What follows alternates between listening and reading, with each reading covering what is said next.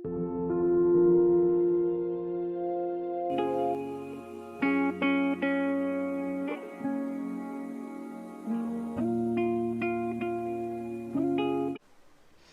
guys, welcome back to my channel. இன்றைக்கி நம்ம DIY ஃபேஷியலுக்கான இன்க்ரீடியன்ட்ஸை பார்த்துருவோம். ஃபஸ்ட் நான் தோசை மாவு எடுத்து வச்சுருக்கேன். இது 1 ஸ்பூன் தோசை மாவு போதும். ஃப்ரெஷ்ஷாக அரைச்சா இருந்தாலும் பரவாயில்ல, ஃப்ரிட்ஜில் ஸ்டோர் பண்ணியிருந்ததாலும் பரவாயில்ல. நீங்கள் இது 1 ஸ்பூன் எடுத்துக்கோங்க. நெக்ஸ்ட் நான் எக் ஒயிட்ஸ் எடுத்து வச்சுருக்கேன். அது நல்லா பீட் பண்ணி வச்சுக்கோங்க. கொஞ்சம் ஃபோமியாக நல்லா ஃப்ராத்தியாக இருக்கணும்.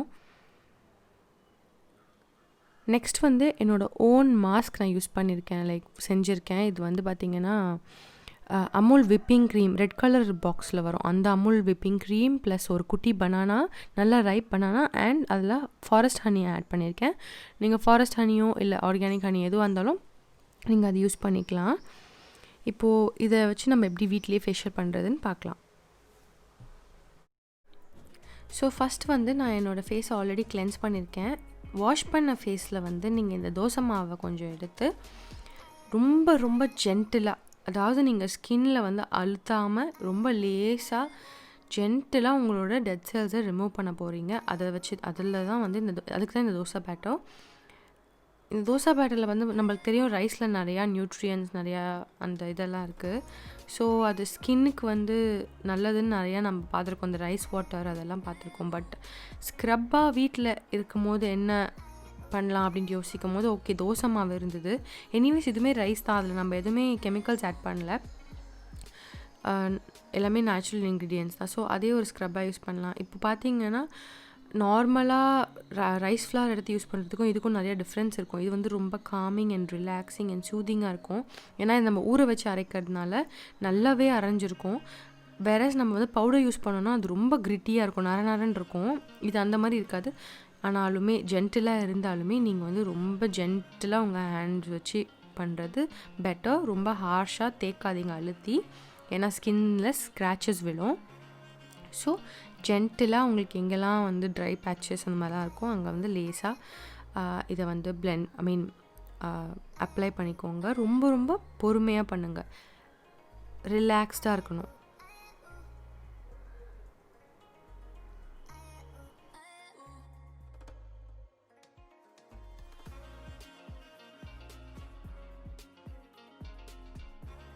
இப்போ பேசிக்கலாக நம்ம ஸ்க்ரப் பண்ணி முடித்த உடனே இது கொஞ்சம் ட்ரை ஆகிற மாதிரி இருக்கும். அப்போ வாஷ் பண்ணிவிடுங்க, ப்ளெயின் வாட்டர் போட்டு வாஷ் பண்ணுங்கள். ஸோ இப்போ என்னோடய ஸ்கின் இந்த டெட் செல்ஸ்லாம் ரிமூவ் பண்ணி நான் போடுற அந்த மற்ற பொருட்கள்லாம் நல்லா அப்சர்வ் பண்ணுறதுக்கு ரெடி ஆகிடுச்சு. இந்த ஸ்டேஜில் நான் கொஞ்சம் டைட்னிங், போர் டைட்னிங், ஸ்கின் டைட்னிங்க்கு நான் என்னோடய எக் ஒயிட் எடுக்கிறேன். பீட் பண்ணி வச்சுருக்க எக் ஒயிட்டை அப்வர்ட் டிரெக்ஷன்ஸில் ஒரு ப்ரஷ் வச்சு நான் அப்ளை பண்ணுறேன். ஏன் ப்ரஷ்னால் அந்த ஸ்ட்ரோக்ஸ்க்காக. இது பண்ணும் போது தயவு செஞ்சு பேசாதீங்க, ஸ்கின் அப்படியே குவைட்டாக இருக்கணும். ஏன்னா அது டைட் பண்ண போகுது நம்ம ஸ்கின்னை. இது என்னோட ரொம்ப எப்படி சொல்கிறதுன்னா ரொம்ப அமேஸான ஒரு மாஸ்க். நான் இது வரைக்கும் யூஸ் பண்ணதில்லை. ஸோ நான் இது ஃபஸ்ட் டைம் யூஸ் பண்ணும் போது எனக்கு ரொம்ப ஷாக் ஆகிடுச்சு. இவ்வளோ டைட்னிங் ஒரு நேச்சுரல் ப்ராடக்ட்டே தர முடியுமா? நான் கேள்விப்பட்டிருக்கேன், பட் நான் யூஸ் பண்ணதில்லை. ஏன்னா நான் ஆல்வேஸ் இந்த கெமிக்கல் க்ரீம்ஸ் தான் ப்ரிஃபர் பண்ணுவேன், ஏன்னா ஃபாஸ்டர் ரிசல்ட்ஸ் கிடைக்குன்றதுக்காக.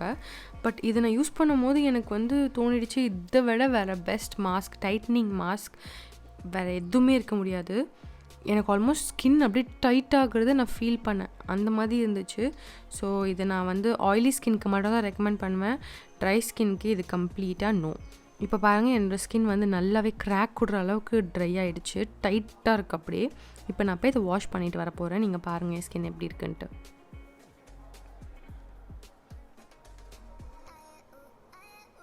இப்போ பாருங்கள், என் ஸ்கின் நல்லாவே க்ளோயிங்காக டைட்டாக இருக்குது. ஆக்சுவலி எனக்கே ஃபீல் ஆச்சு டைட்டாக இருக்கிறது.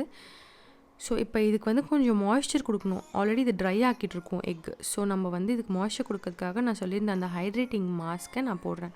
ஸோ இதில் இருக்க honey anti bacterial, so acne வராமல் தடுக்கும். பனானா அந்த லூமினோசிட்டி கொடுக்கும்.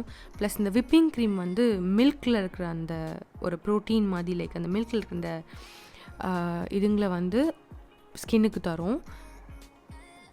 ஸோ